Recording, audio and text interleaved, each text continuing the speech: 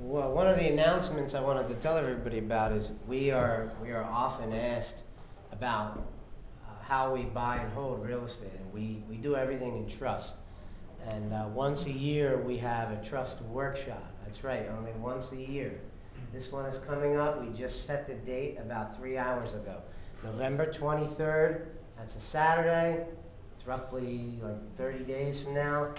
And it's going to be right here in Warrington. And this is one of the most important classes that we put on ever. And if you don't know how to buy houses in a trust, when you're done this class, you won't buy houses any other way. We're going to explain why, but there's numerous reasons. Jeremy's a real expert on it. He can talk to you a little bit about it, but the quick reasons is that you can create an entity by pushing print on your computer.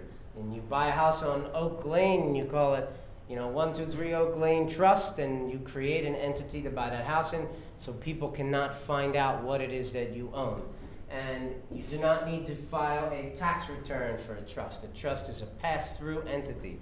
So there is a name of the trust, 123 Oak Lane Trust, and the trustee can be somebody you trust. It could be you, it could be your partner, it could be anybody you want that you trust. And that person is responsible for signing the documents at settlement, but that does not mean that they own the property. You as a bank or a title company or somebody who's trying to find out what it is that we own, for example, you're not going to be able to find out because everything that we own is in an individual trust. And then the beneficiaries of those trusts are the actual owners of that property. And that might be another trust, that might be an LLC that I own, or an S-Corp, or something else. And the beautiful thing about a trust is that they are revocable, which means that you can change them. So Jeremy and I and Harry could buy a house, and then we would create 123 Oak Lane Trust. Maybe I'm the trustee, but that doesn't mean that I own it. I could own it or I could not own it. And then Harry owns 1/3, I own 1/3, and Jeremy owns 1/3. And then something comes up and Harry decides that he wants to pull his money out of this deal and go to another deal. Well, Jeremy and I can just buy Harry out and change the trust, and we all sign it, and it's done. So you can change it, and you don't have to. Yeah, you want to tell him a little bit about it? Jeremy's Do doing the banks lend to trusts? Yeah, they do. The issue with lending the trust is that there's not a lot of lenders and the underwriters don't understand how to do it, so that they also are trying to make all these loans conforming to a package so that they can then securitize that package and sell it off on Wall Street. And those aren't really the banks. But let's say you go to TD Bank online and you apply for a mortgage, it's going to say, are you applying individually, jointly, or as a trust? And that's actually one of the first questions that you answer as you're filling out an application. So there are some banks that know how to do it, and Fannie Mae has guidelines for it. So if the lender is going to be wholesaling their loan to Fannie Mae, then How's a bank going to run a credit check to give you money on a trust when they don't know who the owners are? Yeah, the guarantor. When you go to mortgage a house that's in trust, the trustee is the one that signs the mortgage, but whoever's guaranteeing the loan is the one that signs the note. We don't advocate that anyway. We advocate that you borrow privately from humans, not institutions. So, but yeah, one of the huge benefits of trust is you can do everything privately. We can sell off an interest in the trust. We can collateralize an interest in the trust. We can do all sorts of cool maneuvers. Like, has anybody had a situation where they do a short sale, but they wanted somebody else to step in and take over their short sale? And a lot of the banks will say, hey, on a short sale, you can't. Whoever you sign that contract on is who you have to close. No assignments, nothing. But if you sign the deal in the name of a trust, the beneficiaries of that trust could change before settlement, even though the contract and the deed will always remain the same.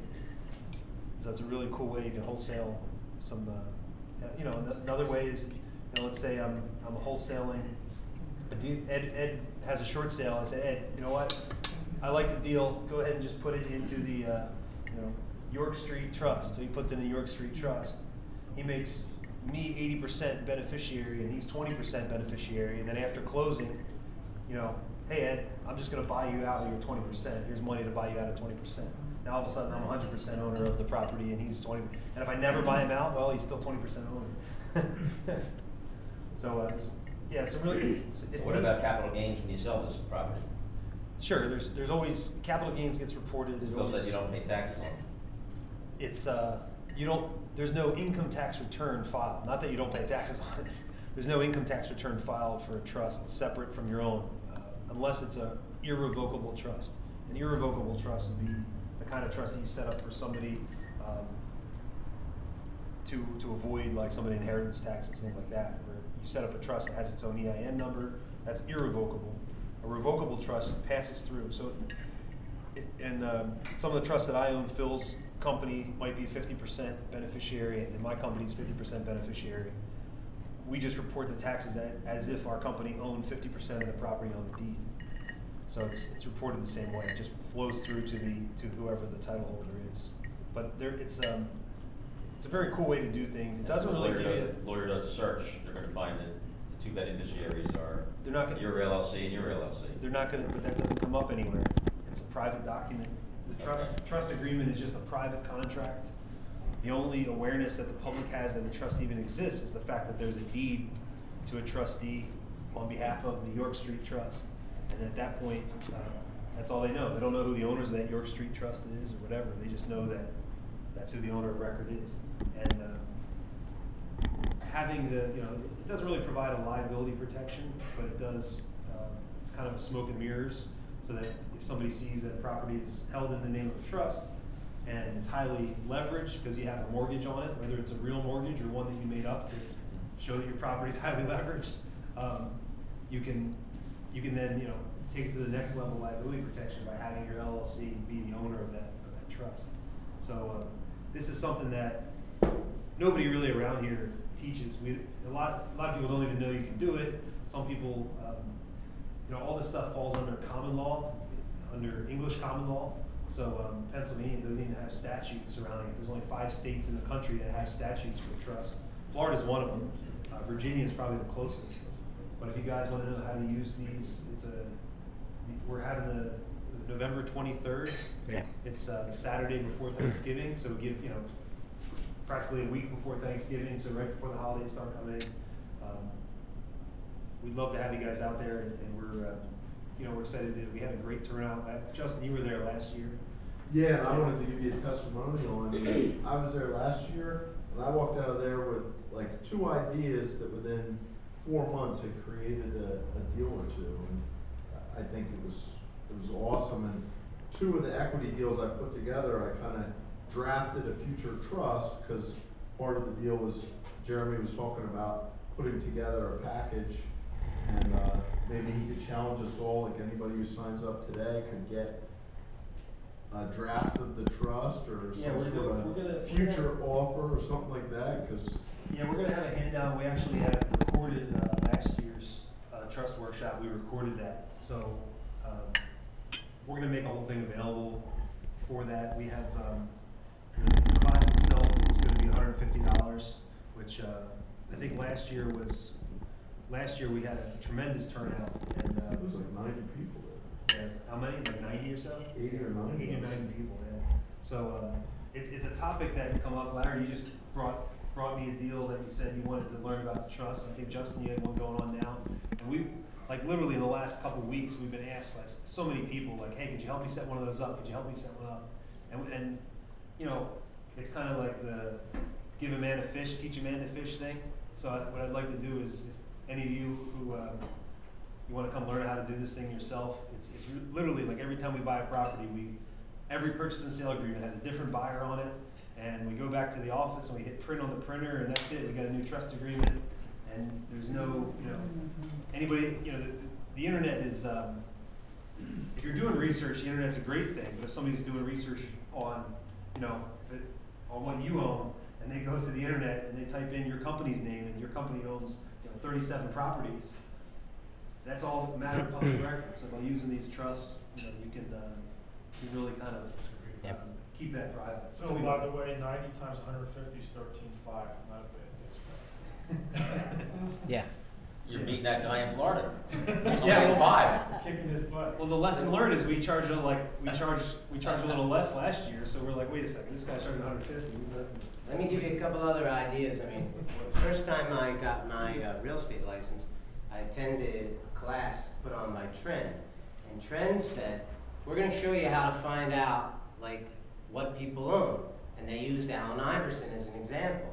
And they went right on and showed you the section on Trend, and you put in a name, and every damn house he ever owned in his life. What he bought it for, what he sold it for, what he owed on it, all of it's right there. And that's scary. If somebody wants to come after anybody in this room, they could find out, let's face it, real estate is typically the thing that people build their wealth with. I could find out very, very easily if you buy properties in your name. I could find out very easily what your net worth is. And if you're somebody that I might want to go after. Well, all that ends when you learn how to buy and trust.